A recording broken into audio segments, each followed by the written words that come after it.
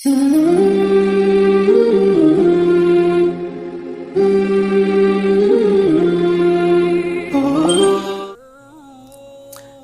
کی وجہ سے قاری صاحب سے ایام کو چھپانا۔ اگر کوئی خاتون کسی قاری صاحب سے قراءت کے ساتھ قرآن کریم پڑھ رہی ہیں تو وہ حالت حیض میں کیا کرے؟ کیونکہ شرم کی وجہ سے کہہ بھی نہیں سکتی اور سبق کا بھی بہت نقصان ہوتا ہے۔ ایمن صاحبہ امریکہ سے، دیکھیں کوشش کریں، قاریہ آج کل خواتین میں بھی بہت بڑی بڑی قاریہ پیدا ہو گئی ہیں، عورت سے پڑھے نا، جوان عورت کسی مرد قاری سے کیوں پڑھ رہی ہے؟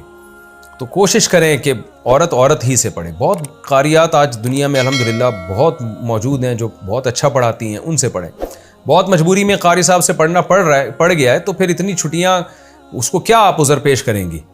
کیونکہ وہ کیا سمجھے گا بھائی کیوں اتنی چھٹیاں کر رہی ہو؟ تو میرا خیال ہے ایسی صورت میں گول مول طریقے سے اشارتاً کنایتاً قاری صاحب کو بتا دیا جائے کہ میں ان ایام میں قرآن نہیں پڑھ سکتی، بس اتنا کافی ہے۔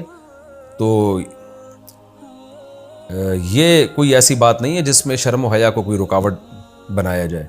اتنی بات کہہ دینا یہ میرا خیال ہے کوئی شرم و حیا کے منافی نہیں ہے، اور ضرورت بھی ہے اس کی، ورنہ تو وہ کیا کب تک بہانے کرے گی، کیا وہ قاری صاحب سمجھیں گے کہ پتہ نہیں یہ جھوٹ بول رہی ہے۔